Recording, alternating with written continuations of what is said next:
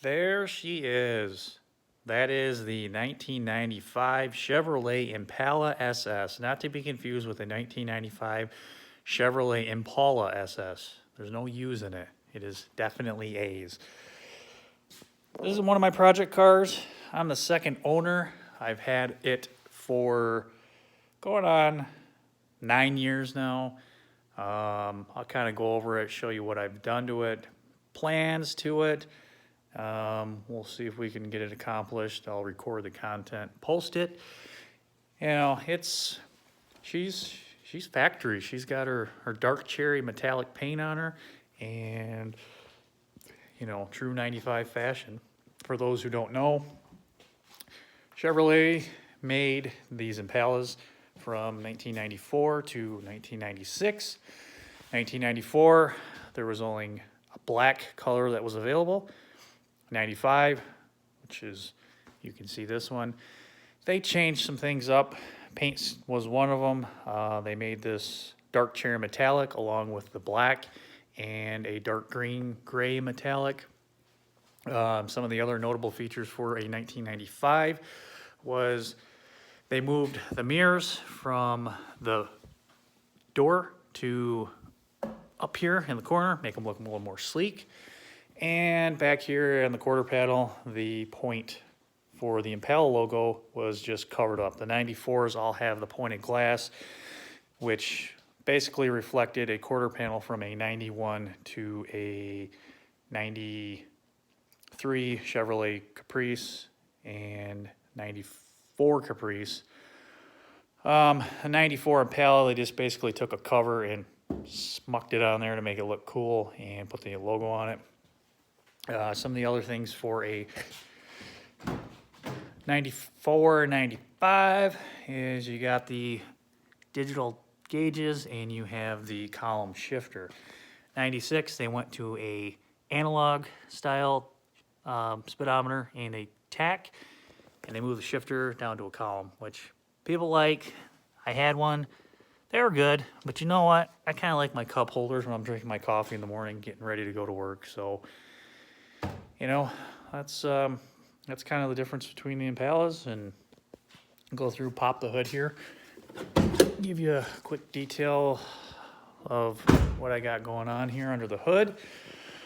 I bought this car, like I said, I'm the second owner, and it has just rolled over to 205,000 miles on it.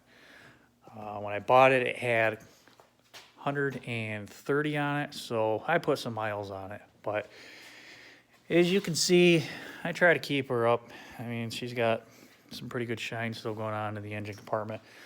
Deleted home plate, put the Impala logos on it. This is the original LT1. Got the cast iron heads. I don't have nothing fancy. It's a stock motor. I did, like I said, delete home plate, first base, second base, all that stuff. Put the K&N cold air flow setup on it. Put some hooker ceramic headers on it, full hooker exhaust on it. And had the PCM flash by PCM for less, did some mass airflow stuff. But beyond that, transmission is stock. I haven't done anything to it other than the shift points in the ECM, excuse me. And the rear end, I do have a Detroit Locker 383 rear end in it. I think it's a 383. Maybe it's a 373. Well, it's one of the two. Well, she gets up and goes. It's not breaking any world speed records. I mean, it's a 4,000-pound car. It is what it is. I like it. Fits me and the kids in it. We go cruising in it. Sounds decent. Plans is, the LT ones, I got their problem with the OptiSpark. I did the water pump on it here last year. Did some other, simple tune-ups to it. But the LT1 is getting tired. And I figured, you know what? Might as well put some speed behind her, get a bigger motor in it. Dive into actually pulling a motor out putting something in. So I think she's going to get an LS swap. Now, what LS swap? I don't know, to be determined. One that I can find, maybe 5.3. Probably be most likely because they're inexpensive and they're everywhere. I don't know, my truck's got the 6.2 in it, so I might try to stuff one of those in there, but, you know, hard to come by. But 200,000 miles, yeah, it's got her, she's got bruises on her, paint chips. She's not a trailer queen, not meant to be. She's a driver. Get out, driver. You know, got the original Impala rims on there. Got the stock tire size on there, the 255 50 17s. I did get some hand-cooked tires on there. I like the pattern on them, just kind of something different. They've been on there for a while now. They're decent. I put the badges on there. They were the red and black ones, but of course paint's pleaked off and I buffed on it a little bit, so they're kind of chrome. Looks all right. So she's a little dirty. I had a long drive, long trip with her here, bringing the kids back downstate. Got some rain, and I just haven't cleaned it up yet. But got the windows tinted out black. I don't know how I feel about that. I've had them tinted out before, and I like the looks of it, but you know, this chrome, it just kind of sticks out. Some people take the chrome off, some people don't. I don't know. I like kind of the factory look, but you know, tell something's done to it. You know, I don't have the chrome trim rings on the tail lights. I don't have the Caprice tail lights, so pulled the build sticker out of it. It's got the proper build sheets for an Impala, so she's a true Impala. You know, dual exhaust. I left the Impala SS script on there. I didn't delete that. It's, you know, body moldings are still on there. I didn't really take those off. I can't really see much, but I got my Hooker dual exhaust. She fires up. She sounds a little throaty. You know, it's, people can tell it's coming.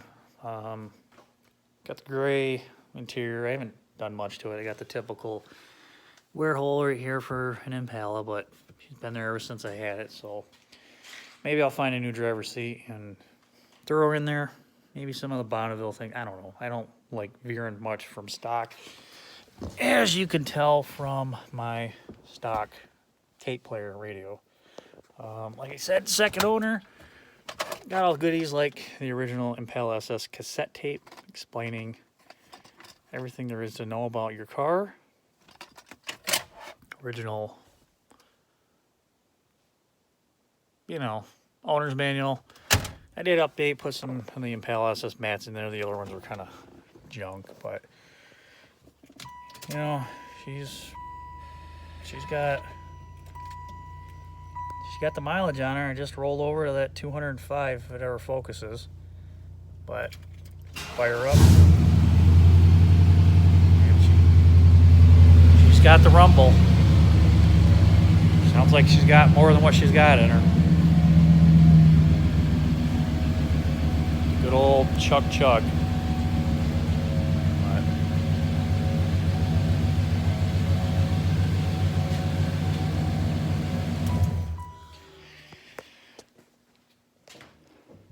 So that's my Impala. It's not pretty. It's not the worst. I mean, it's a 25, 26-year-old car now. I mean, when I first started getting in them, they were 4 years old. So, you know, she's come a long way. She's got a lot of work. You'll see a lot of projects that I'm going to do to her. You know, like I mentioned with maybe the LS swap, detailing. I want to get this paint, get the orange peel out of it, wet sand, buff it out, and make her shine like a mirror. All in due time, because that stuff takes a lot of time and patience. And you know what? Summer's almost to an end, and I kind of want to just drive her here for the rest of the year. Plus, I got other projects going on, which you'll see, and I will try to organize them, make sure you guys can kind of find them decently, or skip over them if you're not interested in it. I mean, who wants to see a giant Chevrolet go down the drag strip or get worked on, besides me.